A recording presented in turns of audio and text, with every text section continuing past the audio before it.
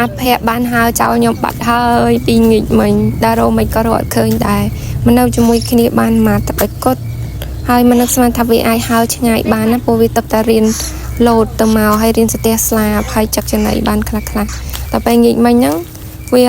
បើកត្រង់បច្ចុកចំណៃវាហ្នឹងហើយវាលោតចេញមកក្រៅស៊ីចំណៃដូចធម្មតាហើយក៏ហៅព្រុតទៅបាត់ឆ្ងាយដោយតាមរោ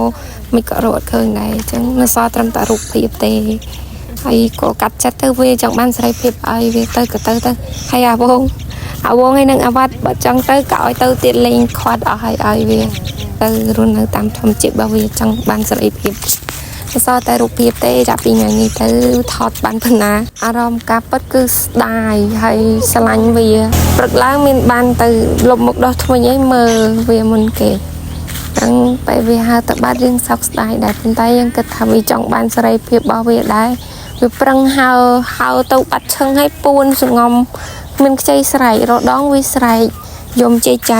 ពីពេលព្រឹកហ្នឹងខ្ញុំបានយកអាភ័ក្រហើយនឹងអាបងទៅលេងដើមថ្ងៃឲ្យវាទុំលេង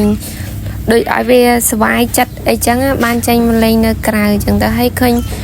អាភ័ក្រវារឹងមាំវាតោងឡើងខ្ពស់ទៅហើយរឹងមាំប៉ុន្តែអត់ទាន់ឃើញវាហើទេវាទៅតាចេះលោតទៅនេះទៅនោះចឹងតែពេលល្ងាចឡើងស៊ីចំណៃអីហើយសំកម្លាំងហៅព្រុតទៅបាត់យកថារោមិនខ្ចីឃើញរោឡើង3-4នាក់ជួយគ្នារោក៏រោឃើញថា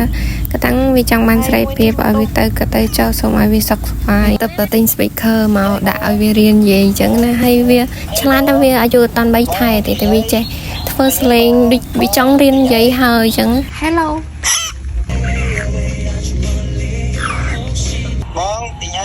ទិញ speaker មកដាក់ record សលេងអី Hello speaker មេម៉ាយបាត់ហើយអាភ័ក្ររត់ចោល